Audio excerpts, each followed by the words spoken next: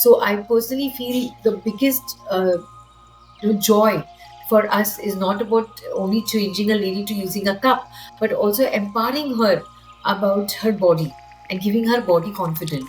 You have to have the why. Without a why, people will not make a change. Once your head and heart is convinced, then your hands will make the change. So, head, heart, and hand together give you a habit. All of these disposable sanitary napkins have a component of microgel plastic, which is non biodegradable. So, if I discard a pad today, it I may die, but the pad will remain in the environment for more than 500 years. So, that is not the kind of footprint I would like to leave behind. Not only is a menstrual cup pocket friendly, health friendly, but also environment friendly. I changed for environment. Some change because they want to do swimming. Some change because it will save money. So if you find your calling in that or a combination of all three, I think you will definitely feel like taking the step and trying to change. Hello and welcome to GoGreenGuru Sustainability in Action. I'm your host Ananya Sangameshwar. Before we dive into today's episode, it would mean a lot to me if you would hit that like button and subscribe to our channel so you can support our work and stay in touch with us through our journey. Today we're talking about something that might be kind of, but not anymore. We are talking sustainable menstruation. We are going to unpack this. What is this all about? Why sustainable menstruation? And I know you might be having a lot of questions, concerns, genuine challenges. And we are here to try and unpack them. Because this is something that can be so empowering for us, for our bodies and for the environment. We have with us today Dr. Lata Ghanshamnani. She is an ophthalmologist and co-founder of RNisarg Foundation based in Thane. They've done extensive work in the fields of waste management, sustainable menstruation, and engaging with communities. This conversation is so open and friendly, and I'm sure it will touch you in some way. So come join us as we explore this idea and this practice, and let us empower ourselves. Hello, Dr. Lata. A very warm welcome to Go Green Guru. How are you doing? I'm doing fine, Ananya. It's nice to come here today to discuss something which me, both of us are passionate about. Yes, my pleasure. You're a doctor. I'd love to know about your journey and how is it that you got interested in environmental issues and are passionate about working on waste management, sustainable menstruation, civic action, all of those things. How did you get inspired to start off on this journey? So honestly, it was not something which I had planned. It was over a period of time. I have gone through the journey of trying to live sustainably. All of it, which began around a decade back. So around 10 years back, relatively, my practice had settled and I had a little time to look around to see what is happening around my, building, around my profession. And there is where the inquisitive mind took over and trying to find what happens to the waste which I generate started intriguing me. And I think, like I mentioned, it's a journey. And after 10 years, I'm somewhere close to understanding why and how we should be able to tackle this problem. How did you start RNisarg Foundation with your co-founders? How was that journey like? In 2013, I started noticing that there's a lot of waste created and no proper solution to its management was seen. And as a normal citizen, normally we feel that if we are giving the waste, be it segregated or mixed, there should be some mechanism wherein this is fixed. But to my utter shock, there was no system. What I used to give was just getting dumped. And it is not only my dustbin, the entire city's dustbin was outside the city in a large dump. So, after 3 years of intensive homework, I would say, of understanding what are the reasons, why people are doing this, why government is failing to do it, we started realizing there are certain solutions which can or should be brought to the notice of citizens. And 2016 is what we formally registered our NGO called our Nisarg Foundation, purely with the intention of creating awareness among citizens that through their discipline, through their self awareness and participation, only then a city can solve its problems of any kind of civic issues. So that is how after a lot of understanding of the subject and creating of solutions, we started trying to go to the citizens. And to be honest, Ananya, it is all about behavioral change. So it's like habits which have been wrongly, inculcated in childhood. Now we have to unlearn and learn the right habits. So it's a long journey because, as you know, breaking a habit and forming a new habit takes a lot of time. So, how did you work on this issue of sustainable menstruation? When I realized that nothing happens to my waste, I started looking at all the options. So for the wet waste, I saw that composting is a solution. For dry waste, if I give it dry and clean, I saw that there is a market for recycling and somebody picks it up. But what about my monthly sanitary waste? I couldn't find a valid solution for it. And as you all are aware, people don't talk about menstruation, let alone about the menstrual waste which we create. So, with so much of social taboo around the subject, it was very difficult for me to even ask that what do people do with the sanitary napkins which have been used. Um, Again, because of a medical profession, me asking these questions were not taken negatively. So, coming from a scientific and medical background, I could start raising valid, concerns around what will happen to the type of menstrual waste which we are creating in large quantities. What is happening? So, to give a small example, a city like the one where I reside, Thane, we have a population of around 25 lakhs. So you can imagine, even if there is a 6 to 8 lakh of women who are menstruating in the city, it's almost not less than 2 lakh sanitary napkins which are disposed on daily basis.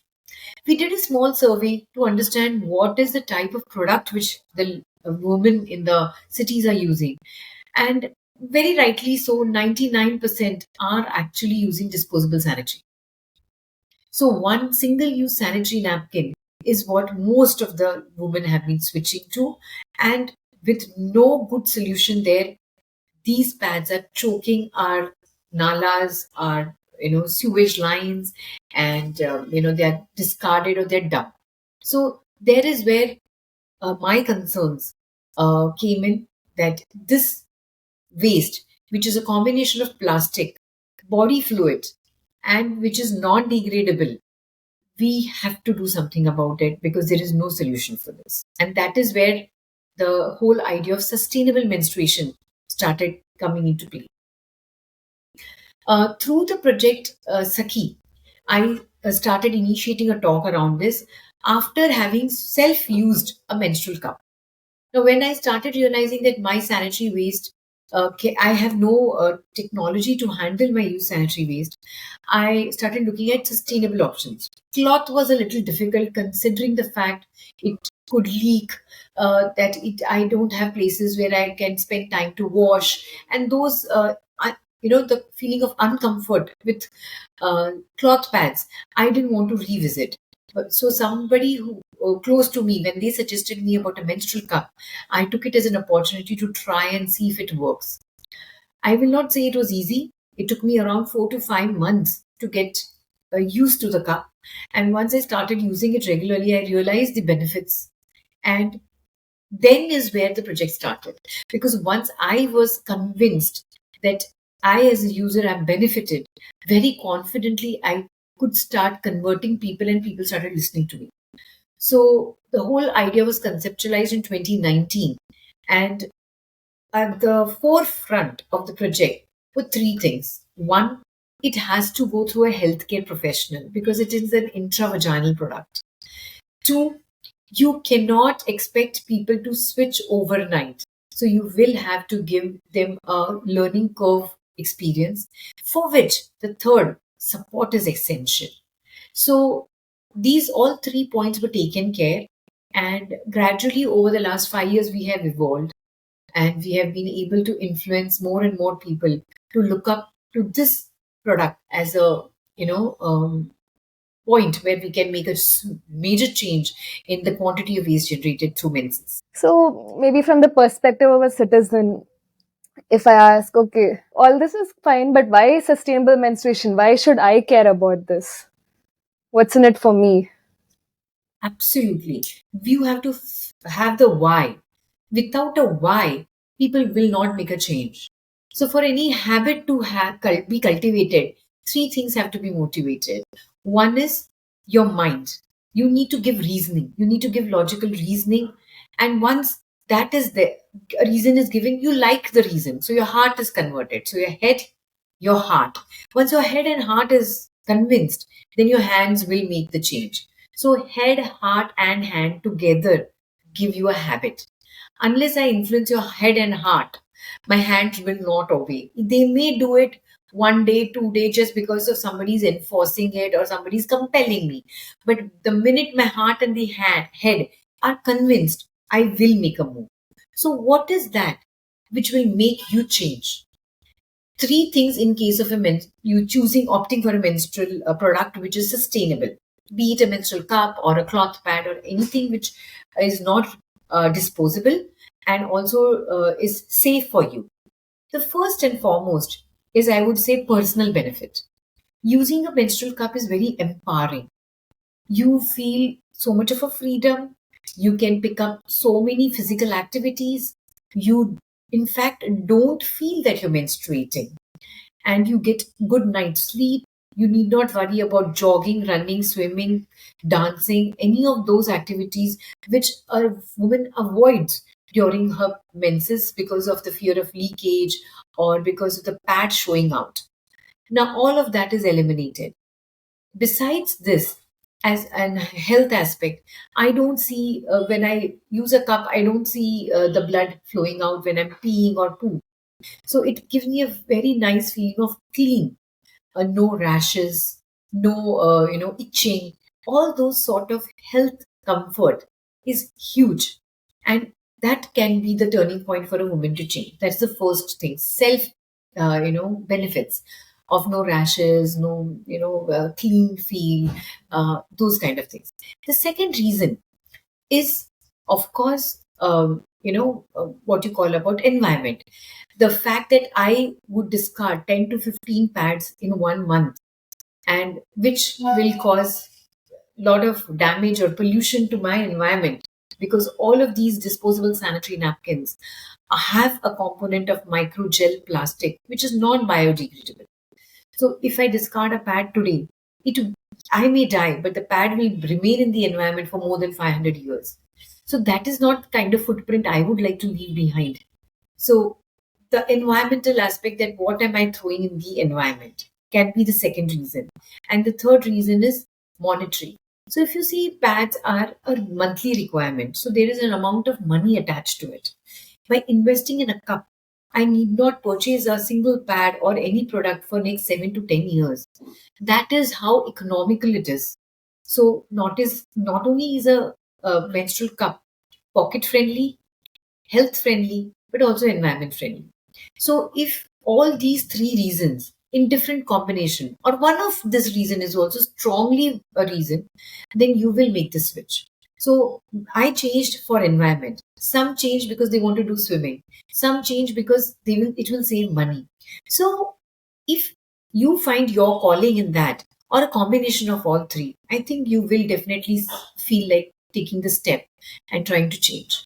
And you also see a connection between the environment and health. And also, there's the issue of maybe rat pickers or people working in the waste management sector. So it also exposes them to a lot of disease and all, right? You have any experiences from that? 101%. You tell me how many of us would like to hold a sanitary napkin once we have discarded in a bin again? None of us. Once we have wrapped and thrown it, even if I am asked to pick my own pad, I will hesitate. Then how humane is it for me to expect somebody else to pick it up? I mean, it is not. It is a very simple humanity, that whatever waste I am generating, somebody else should not be the person who should be handling it. Also, from the medical aspect, a blood is a very active medium for any organism to grow. So why are we fearful of blood and blood products? Because it can grow organisms and thereby spread diseases. So if somebody holds a soaked pad, which is of blood, it is going to be, and it is contaminated because it is exposed to the environment. You touch it, you may acquire infections. And as you know, the poorest of the poorest are the rat pickers. So they are the ones who are the most susceptible because they are putting hands in this mixed waste to get valuable waste out of it and make their livelihood. So hence rat pickers, if they have cuts, if they have any infections, they're already immunocompromised. They will be the ones who will be exposed to this pad. Lastly, these pads are soaked with chemicals, bleach, and many agents to make it ultra, perfume, ultra thin, extra white. All of this don't come just like that. There are chemicals used. So these chemicals are actually harmful to your inner organs as well, because our inner anatomy is very sensitive. If we are exposing this mucosa for over a period of time to such harmful carcinogenic chemicals, then we ourselves are putting our health into compromise. And there has been a proper study done by Toxic Links, a Delhi-based NGO, about what are the chemicals which are present in these commercially available disposable pads. And they showed there are a lot of toxins present. So health not only for you, but like we mentioned, for even a picker who's going to segregate your waste. So in both angles, it's not good for us. Yeah, absolutely. So then could you talk a little more about what are these sustainable alternatives? Could you talk about them, explain them, how do we use them? So we have a basket of products available now, and it is I'm so glad post Padman, the movie, the awareness level or the comfort level of talking about a pad has improved. So there is still a hush hush around it, but more or less we are vocal about it, even with the men. So many men have come out with lot of solutions for women, keeping in mind the challenges we face during those days, both socioeconomically and culturally. And in this basket of products which are available as sustainable, the the most oldest one and the time tested one is a cloth pad. Nowadays, you get beautiful cloth pads which are very super absorbent, best quality of cotton. They are they are very nice to your sensitive skin. So those are very easily available. So you can go back to your cloth pads. Secondly, like I mentioned, intravaginal product like a menstrual cup, and there are period panties, and there are a lot of biodegradable sanitary napkins made out of bamboo fiber and those kind of biodegradable material, so that you don't have to worry about its integrity to disintegrate later after use. uh, I feel the women now are more empowered to choose whatever options out of these period panties, cloth pads, menstrual cups, bamboo fiber biodegradable sanitary napkins, based on their comfort level, based on their convenience, based on their pocket. I think each of us should make a conscious move towards picking up a product which is not only safe to their health but also environmentally more sustainable and safe. So, being a doctor, maybe could you also address some of these concerns? Maybe some people might be afraid, okay, are these really safe? Are all these things really safe? Are there any risk to my health? How do I actually ensure I maintain my hygiene and health while using them? Here, Ananya, in the outset, I didn't mention I am a medical professional, I am a doctor, but I am a specialist of eyes. So I'm an ophthalmologist. So I always give this a comparison between a contact lens and a menstrual cup. Both are something which we are going to use in our inside our body. So you may be aware of contact lenses. So many people don't want to wear glasses and hence opt for contact lenses, right? Now, when you opt for a contact lens, you genuinely have the willpower to change and hence you are using it. So the discomfort associated with the contact lens, you overcome by practice. And eliminating the fear. You want to look beautiful. You want to have 360-degree vision. And hence, you fearlessly, you make sincere attempt to learn how to use a contact lens. Use the same analogy for a menstrual cup. There is absolutely no fear. Like in a contact lenses, even a menstrual cup is as safe as a contact lens. You don't have to fear, and both have a learning curve. It's not the first day when you got a contact lens, you wore it and you were fit and fine and you moved around. You fiddled, there was watering, you felt foreign body sensation, you removed it again you put it in, again you removed, again you put it in. So ultimately, at the end of 1 day, 2 day, 3 days, you started settling with it. You saw there is a learning curve there. Same goes with the menstrual cup. There is a learning curve, but only if you are motivated and you are fearlessly trying to attempt, you will learn it. How you learn to do cycling, how you learn to wear a sari, how you learn to make a round chapati, all of them is coming through practice and your willpower. If you have the will, you will. Coming to the aspect of safety, yes, all of these products are safe. But maintaining general hygiene, like washing your hands, washing the product, that's all. How much care you take for your contact lens? Lesser than that, you need to take care for your menstrual cup. So just washing your hands and keeping the used menstrual cup in boiling water for 5 minutes. After that, just letting it dry and keeping it in a cloth bag is enough. That little a care you need to take. So all of this is in the mind. Medically, it is proven, and I can vouch for it as it is 100% safe. Talking about cloth pads, I think many years ago, women used to use rag cloths, or anything they had really to manage their periods. And then now we are saying, okay, sanitary now there's a huge push for sanitary napkins also, okay, because all of that is not very hygienic and safe.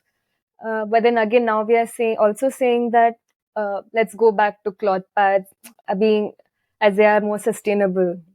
So, how can we ensure it's safe? What is your take on this? So, Ananya, everything has a evolution. Things you learn. You think some things are really perfect solutions. Then after a while, you realize, oh no, this also has some drawback.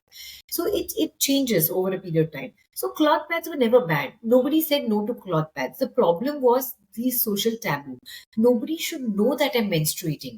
Hence, I will wash my pad and not put it for drying. Use damp cloth, and that would induce a yeast infection or a fungal infection to me.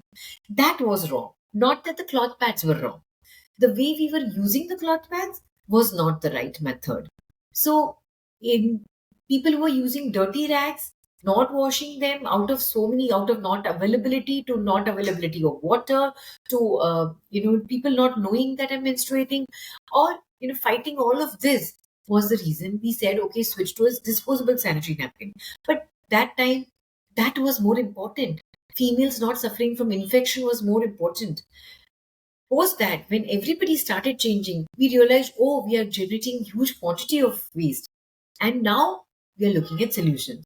So it's like a cycle. It starts slow, but then you add elements to it.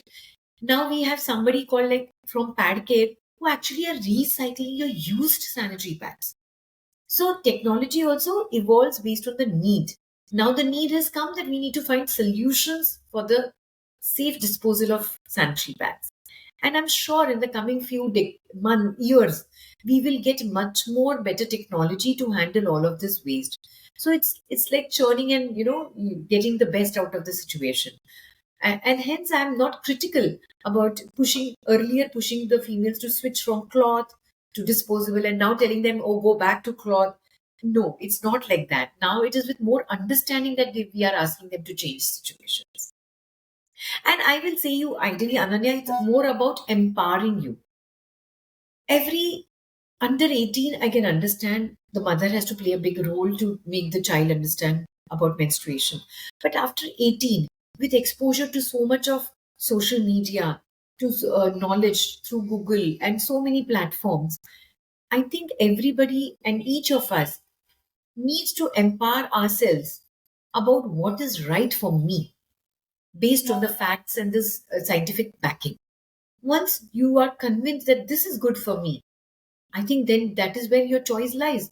What is job of ours, like people like us or the NGOs, is to just use take this knowledge to people who cannot access knowledge. So anybody living in the city can easily Google, but somebody living in the rural or the tribal areas, they are not aware of these developments. There is where I find my role or our organization's role very, very essential in empowering the woman and telling her that look, there are these options, please look into this. Yeah, so the important part is to maintain the hygiene. So, like washing the cloth pad and putting it in sunlight, and that purifies it. So, yeah, while actually engaging with people on this, spreading awareness on the sustainable menstruation alternatives, how have you found the reception and how much of a taboo is this topic today? What are the challenges in that line? Um, like I mentioned, because I'm a doctor, when I start the subject, there is no shyness. People listen to us, and we have overcome the shyness because we talk about it. We have been taught about it, and for the last 25 years, I'm practicing. So, talking about this topic comes very easily to me and to our profession. So, myself and the other trainers are all from healthcare. So we have somebody from gynecologist to as much as like a ASHA worker. So all of us have knowledge about body parts, anatomy, and have been already taught about it. So speaking about the subject is not so much of a shyness to us. Okay, coming to the audience, yes, there is an element of shyness in the audience, but then again, if you build a rapport, if you tell them that I'm also like you, and this is what my trouble was, is it the same with you? Relate to them, talk to them, let them feel that they can also share their inner thoughts with you. So if you develop the rapport with the lady, I'm quite sure from any social economic background they will open up. So that is how you should build the connect, and I think the acceptance to at least hearing us out comes very forthcoming. Now, about changing, it is a difficult thing because of two things. One, they have to actually pay for something which they don't know whether you're really going to use it. Because it is an intravaginal product, and like I mentioned, it's got a learning curve.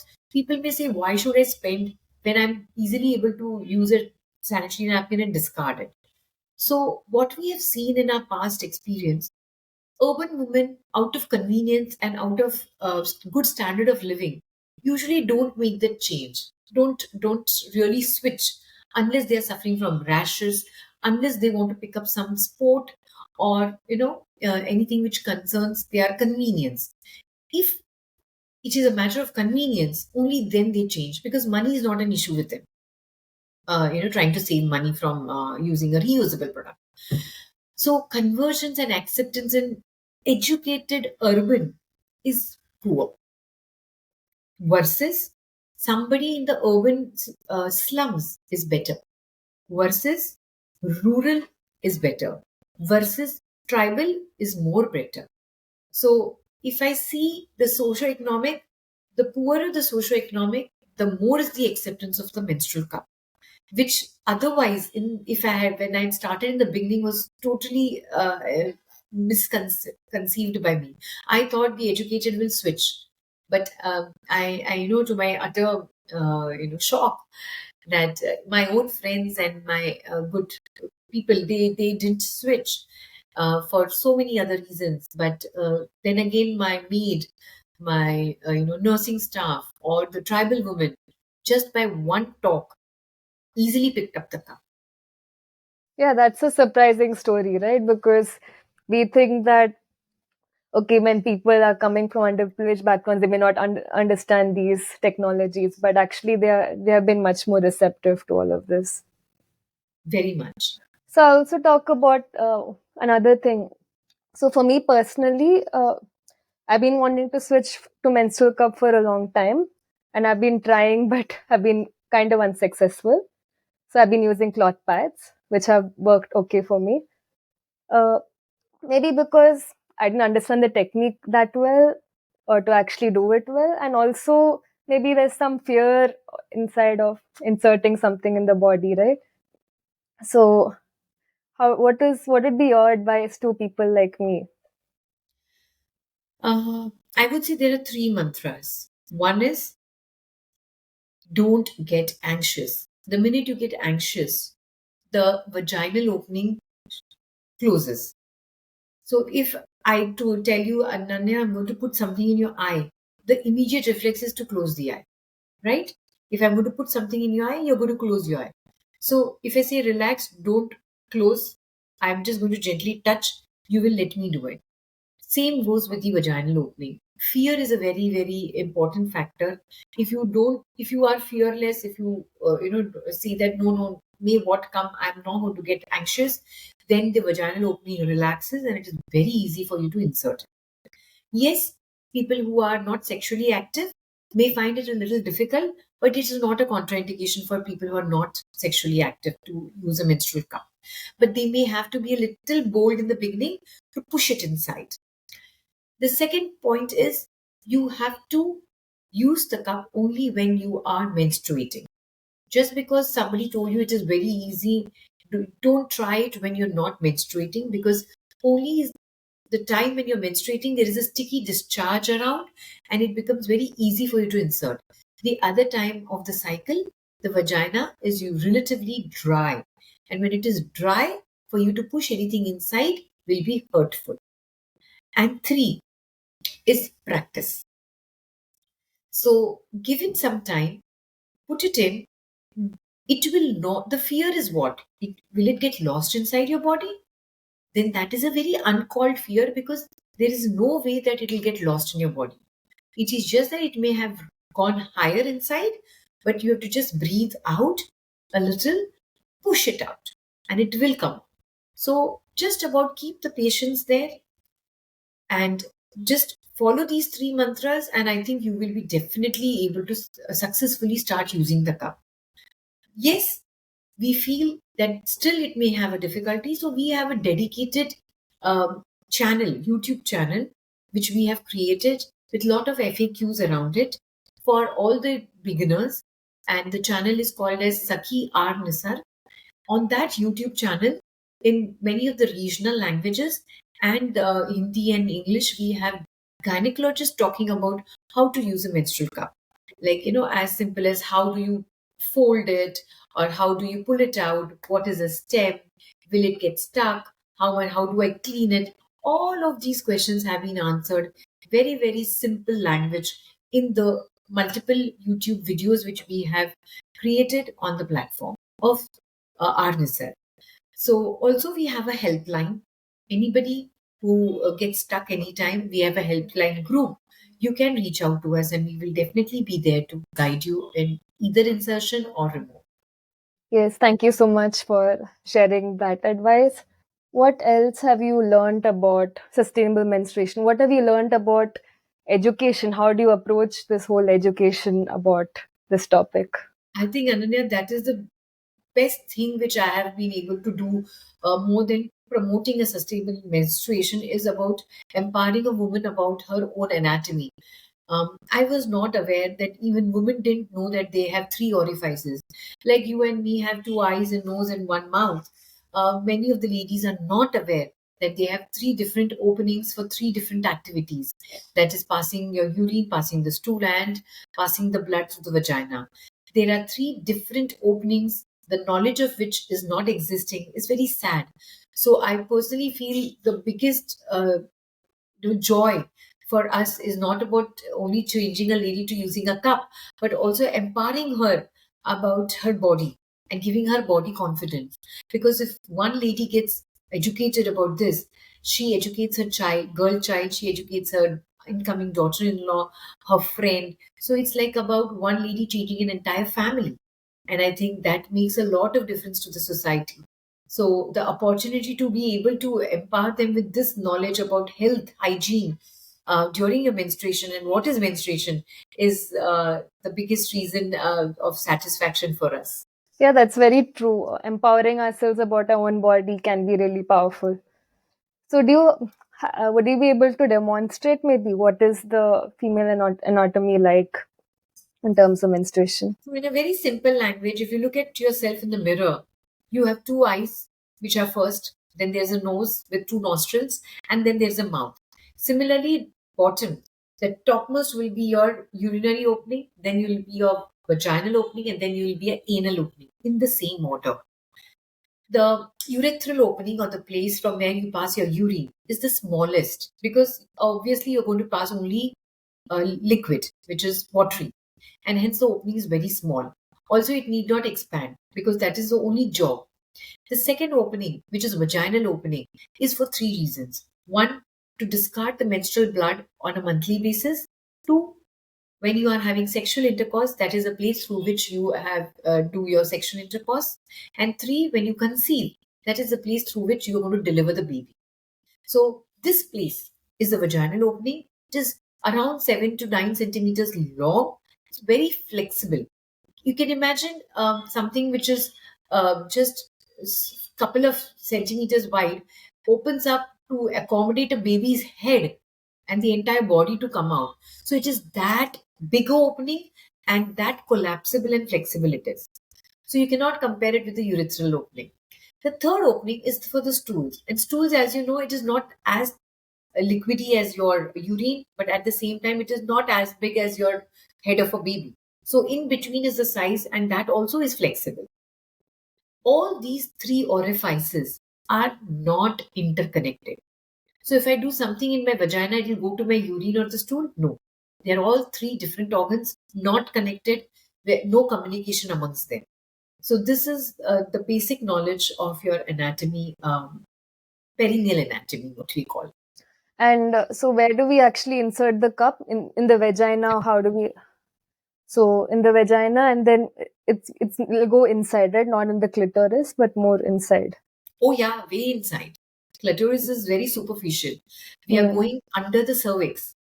So the uterus has a cervix. Beneath the cervix is the place where we are going to keep the cup. So if you have to see, if this is, suppose the vagina Hmm. is that big, this is the vaginal opening. The cup will go from here and it will sit inside. It has to be folded and you put it in and it just goes and sits here. This is the place. Beyond this, it will not go.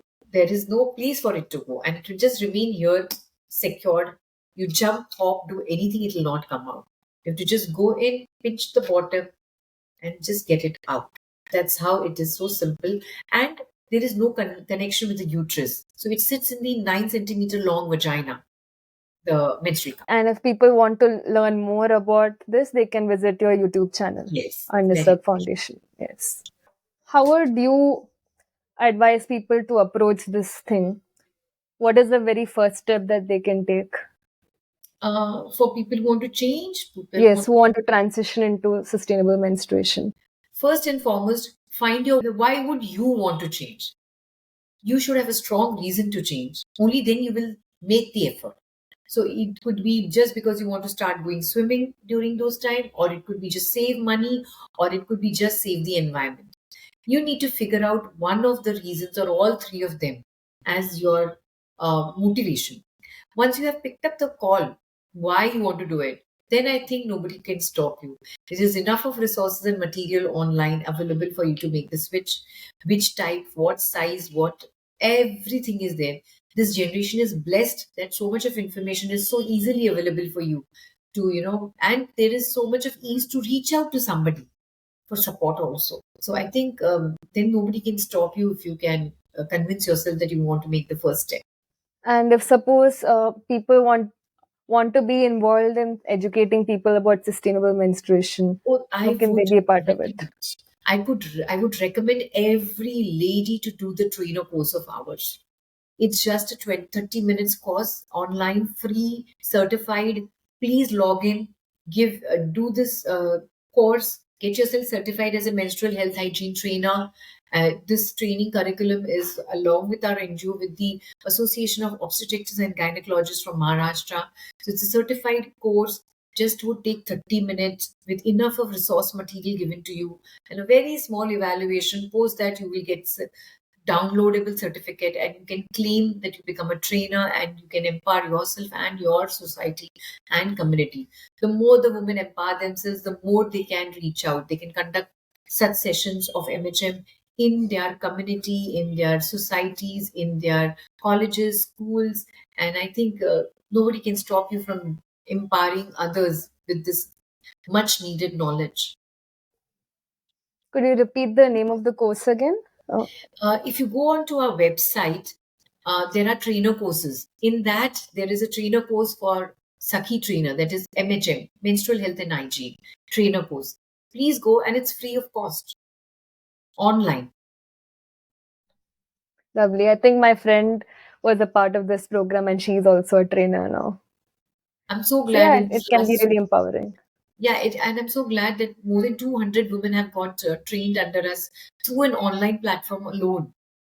And I think even a lot of men are also a part of this movement nowadays in environmental circles. Yes. Even men are being a part of this awareness and education. Just an incidents I would like to share.